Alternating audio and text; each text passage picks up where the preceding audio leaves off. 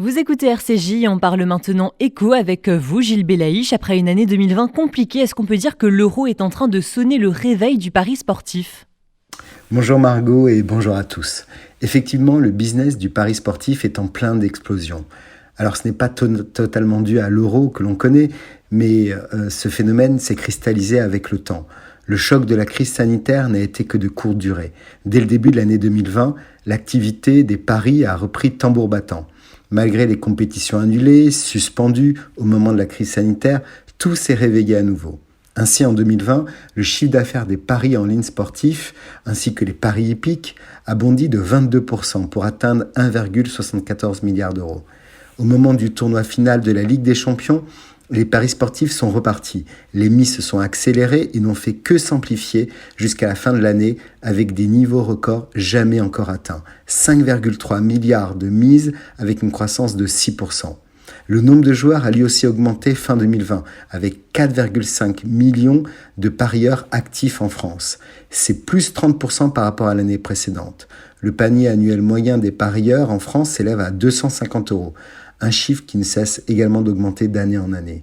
On constate par ailleurs une libéralisation partielle du marché des jeux d'argent et de hasard sur Internet, même si des fois ça passe par des licences qui sont un petit peu particulières, comme les licences de Chypre, de Malte ou de Gibraltar. Mais tout autant, tous ces sites ont accès au marché français. Quelques chiffres pour illustrer cette tendance.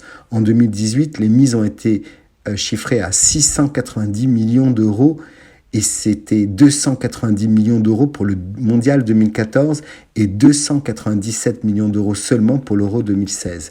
Mais les analystes s'attendent à un nouveau rebond encore cette année. Certains prévoient des chiffres records autour de 800 millions d'euros de mise pour l'année 2022. C'est énorme. Comment expliquer ce succès ? Comment font les opérateurs de paris sportifs pour attirer toujours plus ? Eh bien Margot, pour attirer de nouveaux joueurs, les sites des paris en ligne proposent des offres de bienvenue de plus en plus alléchantes. Chez Betclic, on propose de rembourser en crédit jeu le premier pari d'un limite de 200 €. Chez Winamax, quant à lui, on offre des crédits gratuits pour permettre aux joueurs de multiplier les paris et de les fidéliser. Et ça marche. Winamax s'en sort en 2020 avec un chiffre d'affaires de plus de 200 millions d'euros en France, quand celui de Betclic atteint 350 millions d'euros de chiffre d'affaires. Les paris sportifs n'ont pas la cote qu'en France. Aux États-Unis, par exemple, 38 millions d'Américains, soit un Américain adulte sur 4, ont parié au moins un match de foot cette année. En Afrique, le marché explose. Le football étant très populaire, ils sont 27 millions d'Africains des pays du Maghreb à utiliser des applications de paris en ligne notamment. Ce succès s'explique également grâce à la pluralité d'acteurs présents sur le marché.